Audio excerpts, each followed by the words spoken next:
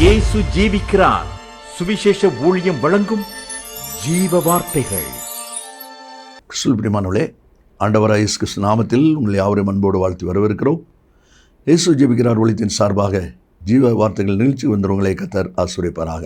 ஒவ்வொரு நாளும் இதே நேரத்தில் இந்த வார்த்தைகளை கேளுங்கள், அநேகரை கேட்க செய்யுங்கள். ஊழியங்களை பயன்படுத்த விரும்பினாலும், எங்களுடைய வெளியீடுகள் தேவையானாலும், பத்திரிகை தேவையானாலும் எங்களோடு தொடர்பு கொள்ளுங்கள். நாம் ஒருமித்து அவர் நாமத்தை உயர்த்துவோமாக. இந்த நாளிலும் தேவன் நமக்கு தருகிற வார்த்தை நான் வாசிக்கிறேன். ஜெபத்துடன் கேளுங்கள். வெளிப்படுத்தல் புஸ்தகம் 3ஆம் அதிகாரம் 1ஆம் வசனம். உன் கிரியைகளை நான் அறிந்திருக்கிறேன். நீ உயிருள்ளவன் என்று பெயர் கொண்டிருந்தும் செத்தவனாயிருக்கிறாய். உன் கிரியைகளை நான் அறிந்திருக்கிறேன். உன்னுடைய ஜெபத்தை அறிந்திருக்கிறேன், பிரயாசத்தை அறிந்திருக்கிறேன், வேத தியானத்தை அறிந்திருக்கிறேன், எல்லாவற்றையும் நான் அறிந்திருக்கிறேன். அவனுடைய வாழ்க்கையின் அனுபவம் எவ்விதமாக இருக்கிறது என்று சொன்னால், உயிருள்ளவன் என்று பெயர் கொண்டிருந்தும் செத்தவனாயிருக்கிறாய் என்று சொல்லி சர்தை சபையை குறித்து ஆவியானவர் சொல்லுகிற அந்த வார்த்தையை தான் இன்றைக்கி நாம் வாசிக்கிறோம். இந்த வார்த்தையில் கேட்கிற அன்பு நேச பிள்ளைகளே, நீங்களும் கூட வசனத்தில் சொல்லப்பட்டபடி உன் கிரியைகளை அறிந்திருக்கிறேன் என்று சொல்கிற அனுபவத்தின்படி ஜெபிக்கிறவர்களாக, கர்த்தருக்காக பிரயாசப்படுகிறவர்களாக, ஒருவரை ஊழியம் செய்கிறவர்களாக இருக்கலாம். சந்தோஷமான காரியம். அது நிமித்தம் கர்த்தர் நம்மை ஆசீர்வதிப்பார், அதில் சந்தேகமே இல்லை. ஆனால் அதே வேளையிலே கர்த்தர் என்ன எதிர்பார்க்கிறார்? நீ உயிருள்ள ஜீவனுள்ள ஒரு மனிதனாக, ஒரு மனவாட்டியாக, ஒரு திருச்சபையாக இருக்க வேண்டும் என்று சொல்லி ஆண்டவர் எதிர்பார்க்கிறார். வெளிப்பிரகார காரியங்கள் எல்லாம் ஒரு தேவனுடைய மனுஷனாக காண்பிக்கிறது. ஆனால் கர்த்தர் உள்ளத்தை அறிகிற தேவனாக, உள்ளந்திரியங்களை அறிகிற தேவனாக இருக்கிறபடினால் அவர் உள்ளே உள்ள காரியங்களை, அனுபவங்களை உற்று நோக்கும்போது அங்கே மரித்து போன அனுபவங்கள் இருக்கிறது, உயிரற்ற அனுபவங்கள் இருக்கிறது. அதனால தான் கர்த்தர் சொல்லுகிறார், நீ உயிருள்ளவன் என்று பெயர் கொண்டிருந்தும் செத்தவனாக இருக்கிறாய் என்று சொல்லி இந்த வார்த்தை இருக்கிறது. யூதா நிருபத்தில் நீங்கள் வாசிப்பீர்களானால் 6வது வசனத்தில் நான் வாசிக்கிறோம், தங்கள் ஆதி மேன்மையை காத்து கொள்ளாமல் என்று வாசிக்கிறோம். பார்த்தீங்களா? தங்களுடைய ஆதி மேன்மையை காத்து கொள்ளாமல். இந்த வார்த்தை கேட்கிற அன்பு தேச பிள்ளைகளே, நீங்களும் உங்களுடைய வாழ்க்கையினுடைய அனுபவத்தை யோசித்து பாருங்கள். நாம் எவ்விதமாக இருக்கிறோம்? மற்றவர்கள் முன்பாக நம்மை உயிருள்ளவர்களாக சரீரத்தின்படி காண்பித்தால் போராது, ஆவிக்குரிய உயிருள்ள வெற்றியுள்ள ஒரு நபராய் நம்ம இருக்கணும். இதுதான் ஆண்டவர் இன்றைக்கு எதிர்பார்க்கிறார். கலாத்தியர் 4வது அதிகாரம் 15வது வசனத்தை நான் வாசிக்கும் போது, நீங்கள் கொண்டிருந்த ஆனந்த பாக்கியம் எங்கே? நல்லா கவனிங்க. அந்த நாளில் உன் கண்ணை பிடிங்க கொடுன்னா கூட கொடுத்துருவீங்க. என்ன அருமையாக கலாத்தியர் சபையாரை குறித்து பவுல் சொல்கிறார். அப்படிப்பட்ட ஒரு சந்தோஷம், மகிழ்ச்சி, கர்த்தருக்காக, வசனத்திற்காக எதை வேண்டுமெல்லாம் கர்த்தருக்கு செய்யலாம்.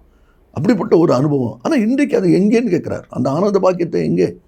வேலை தான், ஜபம் தான், ஊழியம் தான்.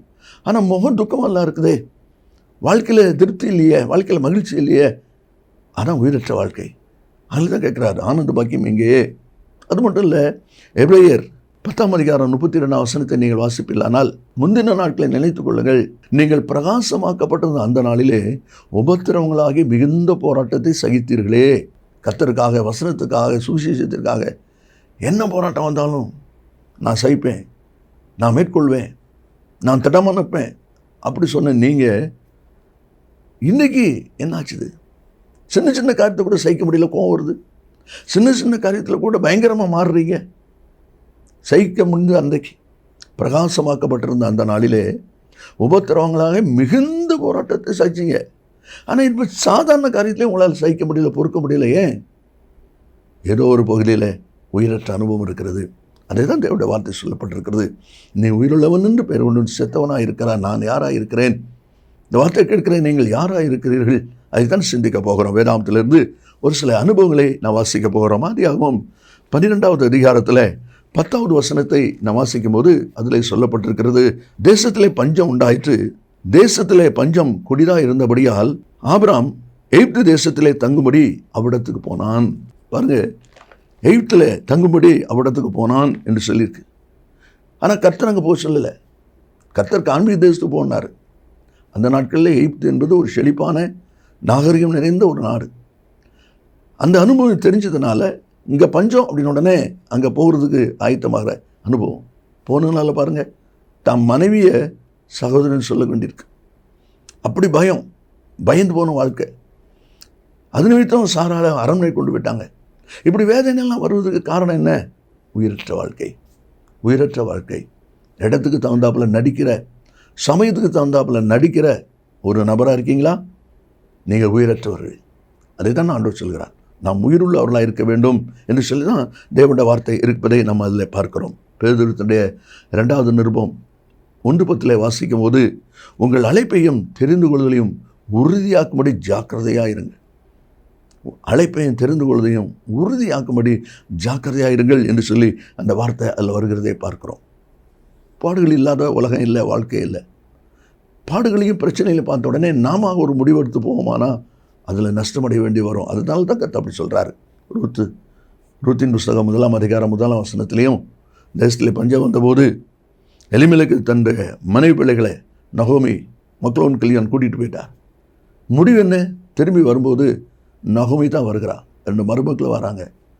கூட வந்த கணவன் 2 பையங்கள் என்னாச்சு? எவ்வளோ நஷ்டம் பாருங்கள். நாம் விதமாக இருக்கிறோம். நாம ஒரு காரியத்தை செயல்படுத்துவதை விட்டுவிடுங்கள். அது நஷ்டத்துக்கு நேராக கொண்டு வருகிறது. அதைத்தான் பார்க்குறோம். அதே தான் யோனா காரியத்தில் நினைவே போன்னு சொன்னார். தர்சிஸ்க்கு போனான். எங்கே போய் சேர்ந்தான்? மீன் வைத்துக்குள்ள. நீங்களே யோசித்து பாருங்கள். தேவன் அதைத்தான் இல்லை சொல்லப்பட்டிருக்கிறது.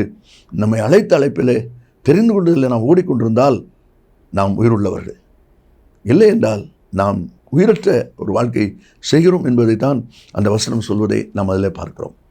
2வதாக வெளிப்படுத்தல் 2ஆம் அதிகாரம் 4ஆம் வசனத்திலே நாம் வாசிக்கும் போது, நீ ஆதியில் கொண்டிருந்த அன்பை விட்டாய் என்று உன் பேரில் எனக்கு குறை உண்டு என்று சொல்லி எபேசு சபையை பார்த்து கர்த்தர் சொல்வதை பார்க்கிறோம். நீ ஆதியில் கொண்டிருந்த அன்பை விட்டாய். இந்த வார்த்தை கேட்கிற அன்பு நேச பிள்ளைகளே, ஆரம்ப நாட்களிலே கர்த்தரை ஏற்றுக்கொண்ட, கர்த்தருக்கு ஒப்பு கொடுத்த நாளிலே எவ்வளவு தீவிரமாய் செய்தோம், எவ்வளவு தீவிரமாய் செய்தீங்க. கொஞ்சம் நேரம் கிடைச்சாலும் ஜெபம் பண்ணுவீங்க, கொஞ்சம் நேரம் கிடைச்சாலும் வேதம் வாசிப்பீங்க, தேவையில்லை எதையுமே உள்ள விட மாட்டீங்க, அப்படி வைராக்கியமாக நின்னீங்க. ஆனால் இன்றைக்கு அந்த ஜெபம் இருக்கா? இன்றைக்கு அந்த விதமான வேத தியானம் இருக்குதா? ஒருவேளை நீ சில சொல்லலாம், வயசாகிட்டு முடியலை. இல்லை, அது ஒத்துக்கொள்ளவே முடியாது. வேதாத்துக்கு ஒத்துக்கொள்ளவே செய்யாது. ஆமென். கர்த்தரை அறிகிறதுக்கும் கர்த்தருடைய அன்பை பெற்றுக்கொள்வதற்கும் தேவன் தந்த நன்மை பகிர்ந்து கொள்வதற்கும் வயது ஒரு தடை என்று சொல்லி சொல்வதை சம்மதிக்கவே முடியாது. வேறு எத்தனையோ பேரும் நம்ம பார்க்குறோம். பயங்கரமான வயதான நிலைமையில் கர்த்தரை சாட்சியாக நிற்கிறத, ஆதிலிருந்து கொண்டு வந்த அன்பை நீ விட்டுட்டான்னு சொன்னால் அதுக்கு காரணம் என்ன? எதில் விட்டுருக்கிறோம்?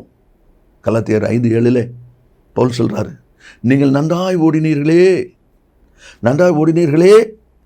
என்று சொல்ல, அந்த ஏகாரம் வந்தாலே இப்போ இல்லைன்னு அர்த்தம். ஒரு நாள் ஓடினீங்க, இப்போ இல்லை. சத்தியத்துக்கு கீழ்ப்படியாமல் போக உங்களுக்கு தடை செய்தவன் யார்? பார்த்தீங்களா? சத்தியத்துக்கு கீழ்ப்படுகிற அனுபவம் மாறின உடனே, விலகின உடனே நன்றாய் ஓடின ஓட்டம் இப்போ இல்லை. சிலர் நடக்கிறாங்க, சிலர் ஊந்து போகிறாங்க, சிலர் படுத்தே கிடக்காங்க. நீங்கள் எப்படி? யோசித்து பாருங்கள், என்ன நிலைமையில் இருக்கீங்க? நன்றாய் ஓடின பிரகாசமாக்கப்பட்ட அந்த நாட்களை நீங்கள் யோசித்து பாருங்கள். சவுல் ராஜாவாக இருக்கும்போது தேசத்தில் அஞ்சனமாக்குறவங்க, குறி சொல்கிறவங்க இருக்கக்கூடாதுன்னு சொல்லி விரட்டி விட்டார். தேசத்தை விட்டே நீக்கி போட்டார். 1 சாமுவேல் 28:3 வாசிக்கிறோம். ஆனால் அதே சவுல் தனக்கு எதிர்பார்த்த விரும்பின பதில் கிடைக்கல அப்படின்னு சொன்ன உடனே என்ன சொன்ன பாருங்கள், 7ஆம் வசனத்தில், அஞ்சனம் பார்க்கிற ஒரு ஸ்திரீயை தேடுங்கள் இலக்காரங்களை பார்த்து சொல்கிறான். யார் அஞ்சனம் பார்க்குறவங்களையும் குறி சொல்கிறவங்களும் தேசத்தை விட்டு விரட்டுறாரோ அதே சவுல் இப்போ தேடுறாரு. எங்கேயாவது ஒரு குறி சொல்கிற ஸ்திரீ இருக்கான்னு பாருங்கள். இது என்ன அனுபவம்? அதான் இல்லை சொல்லப்பட்டிருக்கு, உயிரற்ற அனுபவம். உயிருள்ளவன் என்று பேர் கொண்டிருந்தும் செத்தவனாக இருக்கிறார். விட்டு போன பாவம் திரும்ப வந்திருக்குதா? விட்டு போன பழக்க வழக்கம் திரும்ப உள்ள வருதா? அதை குறித்த ஒரு ஆசை, இச்சை வருகிறதா? உங்கள் சிந்தையில் அது ஓடிக்கொண்டிருக்கிறதா? அப்படின்னு சொல்லுவீங்கன்னா நீங்கள் உயிரற்ற வாழ்க்கை செய்றீங்க அப்படின்னு சொல்லி அர்த்தம். ஆண்டவர் உயிருள்ள வாழ்க்கை செய்யும்படி நம்ம எதிர்பார்க்கிறார்.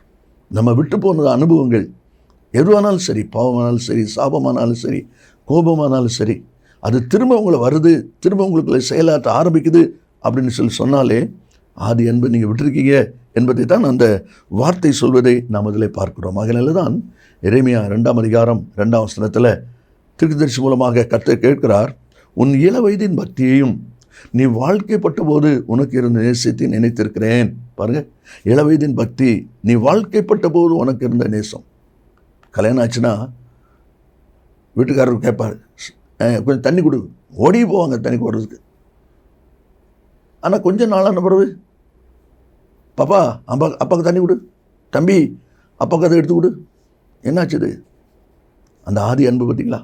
அதுதான் அந்த வசனத்திலே சொல்லப்பட்டிருக்கிறதை நாம் அதில் பார்க்கிறோம். இனி 3வது ஒரு அனுபவம் என்ன சொல்லப்பட்டிருக்கிறது, 1 ராஜாக்கள் 18ஆவது அதிகாரத்துக்கு நாம் வரும்போது எலியா ஜனங்களை பார்த்து சொல்கிற ஒரு வார்த்தையை நாம் அதில் வாசிக்கிறோம். எலியா சகல ஜனங்களை நோக்கி என் கிட்டே வாருங்கள் என்றான். சகல ஜனங்களும் அவன் கிட்டே வந்தபோது தகர்க்கப்பட்ட கர்த்தருடைய பலிபீடத்தை செப்பனிட்டான் என்று வாசிக்கிறோம். பகல் எசபேல் தீர்க்கதரிசி எலியா போட்டி வருது. அந்த போட்டியில் எலியா பலி செலுத்தக்கூடிய சமயம் வரும்போது அவன் என்ன செய்கிறான்? தகர்க்கப்பட்ட பலிபீடத்தை செப்பனிடுகிறான். எது தகர்க்கப்பட்டிருக்கிறது? கர்த்தருடைய பலிபீடம் தான் தகர்க்கப்பட்டிருக்கு. மற்றெல்லாம் சரி, உங்கள் சொந்த வாழ்க்கை, உங்கள் குடும்ப வாழ்க்கை, உங்களுடைய காரியம், பிள்ளைகளுக்கு எல்லாம் கரெக்டாக வச்சுருக்கீங்க. அந்த தேவனுக்கு கொடுக்க வேண்டியது உடைஞ்சு கிடக்கு. தேவனுக்கோடு செல்ல வேண்டியது உடைஞ்சு கிடக்கு. பார்த்தீங்களா? கர்த்தருடைய பலிபீடம் தகர்க்கப்பட்டு கிடக்குது, உடைஞ்சு கிடக்குது. இன்றைக்கி நீங்களும் உங்கள் வாழ்க்கையை யோசித்து பாருங்கள். ஆகாய் 1:9 என் வீடு பாழாகி கிடக்கும்போது நீங்கள் எல்லாரும் மச்சு பாவப்பட்ட வீடில் இருக்கீங்களே, என் வீடுன்னு சொல்கிறாரு. அப்படின்னா கர்த்தருடைய காரியம், தேவனுக்கும் உங்களுக்கும் உள்ள உறவு, தேவனோடு பேசுகிற டைம், தேவனுக்காக செயல்படுகிற காரியம், அதில் குறைவு இருக்குது.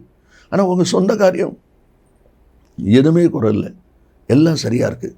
அதனால தான் அந்த வசனம் விதமாக சொல்லப்பட்டிருக்கு. கர்த்தருடைய பலிபீடம் தகர்க்கப்பட்டிருக்கிற ஒரு நிலையை அதில் நான் பார்க்கிறோம். ஓசியா 8:12 வேதத்தின் மகத்துவங்களை அவர்களுக்கு எழுதி கொடுத்தேன், அவர்களோ அதை அந்நிய காரியமாக எண்ணினார்கள். வேதத்தின் மகத்துவங்களை கர்த்தர் எழுதி கொடுக்கிறார். ஆனால் அதை தனக்குன்னு ஏற்றுக்கொண்டு தான் திருந்தணும், தான் சரியாகணும், தான் சீர்படணும்னு நினைக்கிறத விட அதை அந்நிய காரியமாக எண்ணினார்கள் என்று சொல்லி அந்த வார்த்தை இருப்பதை நாம் அதில் பார்க்கிறோம். நீங்களும் கூட யோசித்து பாருங்கள். அதனால தான் 2 நாளாகமும் 15ஆம் அதிகாரம் 3வது வசனத்தில் வாசிக்கும் போது, இஸ்ரவேலிலே அநேக நாளாய் தேவனும் இல்லை, மெய்யான ஆசாரியனும் இல்லை, வேதம் இல்லை என்று சொல்லி அந்த வார்த்தை இருப்பதை பார்க்கிறோம். இந்த வார்த்தை கேட்கிற அன்பு நேச பிள்ளைகளே, உங்களுடைய வாழ்க்கையை யோசித்து பாருங்கள். கர்த்தருடைய காரியம் தகர்க்கப்பட்டிருக்கிறதா என்பதை யோசித்து பாருங்கள். அது அப்படி ஏற்பட்ட ஒரு நிலை இருக்குமானால் அது ஒரு உயிரற்ற வாழ்க்கைக்கு நேராய் கொண்டு போகும். அதனால் வாசிக்கிறோம். கடைசியாக லூக்கா சுவிசேஷம் 13ஆம் அதிகாரம் அதில் சொல்லப்பட்டிருக்கிறது, இதோ சாத்தான் 18 வருஷமாய் கட்டியிருந்த ஆபிரகாமின் குமாரத்தியாகிய இவளை ஓய்வு நாளிலே இந்த கட்டிலிருந்து அவிழ்த்து விட வேண்டியதில்லையா என்று கேட்கிறார். ஆபிரகாம் குமாரத்தி என்றால் வாக்குத்தத்தத்தின்படி தேவனுடைய பிள்ளை. அப்போ இந்த வசனத்தில் சொல்லப்பட்டிருக்குது 18 வருஷமாக கட்டி வச்சிருக்குது. இந்த அம்மாவுக்கு வயசு 18 இல்லை, 18 வருஷமாக கட்டப்பட்டிருக்காங்க. ஒரு 30 இந்த அசுத்தாவுடைய கட்டு, சாத்தானுடைய கட்டு வந்தால் இன்றைக்கி அவங்களுக்கு 48 வயசு. அதுக்கு முன்னால் அவங்க நல்லா தான் இருந்தாங்க. என்றைக்கு பிசாசுக்கு இடம் கொடுத்தாங்களோ அது பிசாசு எந்த ரூபத்திலையும் வரும். அன்னையிலிருந்து அவருடைய வாழ்க்கை கட்டப்பட்ட வாழ்க்கை. அப்போ ஆண்டவர் கேட்குறாரு, அதை நான் விடுதலை ஆக்க வேண்டியது இல்லையா? யோசித்து பாருங்கள். பிசாசுக்கு சாத்தானுக்கு இடம் கொடுக்கிற ஒரு வாழ்க்கை என்பது உயிரற்ற வாழ்க்கை. ஆண்டவராக தான் சொல்கிறார், நீ உயிருள்ளவன் என்று பெயர் கொண்டிருந்தும் செத்தவனாக இருக்கிறாய் என்று சொல்லி அந்த வார்த்தை இருப்பதை நாம் அதில் பார்க்கிறோம். நம்ம 11ஆம் வசனத்தில் நீ வாசித்து பார்த்தீங்கன்னா அதில் சொல்லப்பட்டிருக்குது, கூனியாக இருக்கிறாங்க, 18 வருஷமாக கூன் நிலைமையில் இருக்கிறாங்க. ஒரு வியாதியை அந்த சத்துரு போட்டுவிட்டதை நாம் அதில் பார்க்கிறோம். வேதம் சொல்கிறது மத்தேயு 16:23 ஆண்டவர் பேதுரு பார்த்து சொல்கிறார், எனக்கு பின்னால் போய் சாத்தானே. அவன் என்ன சாத்தானா? மனுஷன் தானே. அப்போ என்ன சொல்கிறார்?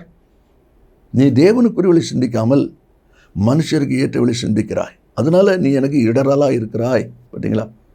அப்போது தேவனுடைய பிள்ளைகள் தேவனுக்கு ஏற்றவளை சிந்திக்கணும்னு ஒழிய பிசாசுக்கு ஏற்ற காரியங்களை சிந்திக்கிற ஒரு அனுபவத்தை நம்ம இடம் கொடுப்போமானா நம்ம வாழ்க்கை உயிரற்ற வாழ்க்கை. அதைதான் தேவனுடைய வார்த்தை சொல்வதை பார்க்கிறோம்.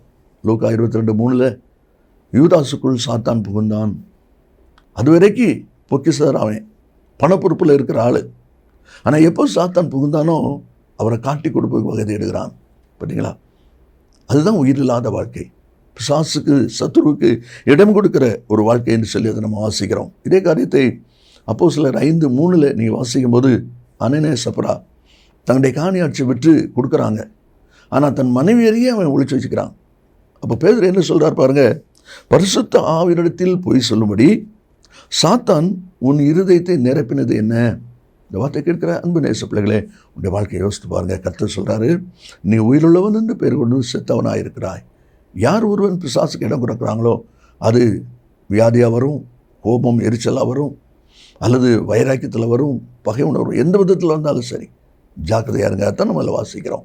அழைப்பை விட்டவன், அழைப்பை விட்டு விட்டு ஓடுகிற தேவனுடைய பிள்ளைகள் உயிரற்ற வாழ்க்கை செய்கிறவர்கள். ஆரம்பத்தில் கொண்டது ஆதி அன்பை இழந்த பிள்ளைகள் உயிரற்ற வாழ்க்கை செய்கிறவர்கள். கர்த்தருடைய காரியம் மட்டும் தடப்பட்டு மற்ற காரியத்தை ஜெயமாக வச்சுருக்கிறவங்க உயிரற்ற வாழ்க்கை செய்கிறவங்க. கடைசியாக வாசிக்கிறோம், பிசாசுக்கு இடம் கொடுத்தவர்கள், அசுத்தாவுக்கு இடம் கொடுத்தவங்க உயிரற்ற வாழ்க்கை. நீங்கள் எவ்விதமாக இருக்கிறீங்க? நாம் ஜெபிப்போமா? இயேசு சீக்கிரம் வரப்போகிறார். நல்ல பிதாவே, நன்றியோடு துதிக்கிறோம். உங்களுடைய வார்த்தை ஆமந்து மாமேனு இருப்பதுக்காக ஸ்தோத்திரம். இந்த வார்த்தை கேட்கிற ஒவ்வொரு பிள்ளைகளும் நான் உயிருள்ள கிறிஸ்தவனா, உயிரற்ற கிறிஸ்தவளா என்பதை சிந்திக்க சீர்விட உதவி செய். இயேசுவின் நாமத்தில் பிதாவே, ஆமேன், ஆமேன். கர்த்தர் ஆசீர்வதிப்பாராக. ஆமேன். மேலும் விவரங்களுக்கும் உங்கள் ஜெப தேவைகளுக்கும் நீங்கள் எங்களோடு தொடர்பு கொள்ள வேண்டிய முகவரி, ஜீசஸ் லிவ்ஸ் காஸ்பல் மினிஸ்ட்ரீஸ், சகோதரர் John M Jeyaraj, 123A Thonavur road, Mavadi, Nellai மாவட்டம், தென்னிந்தியா 627107. செல்போன் 9443113292.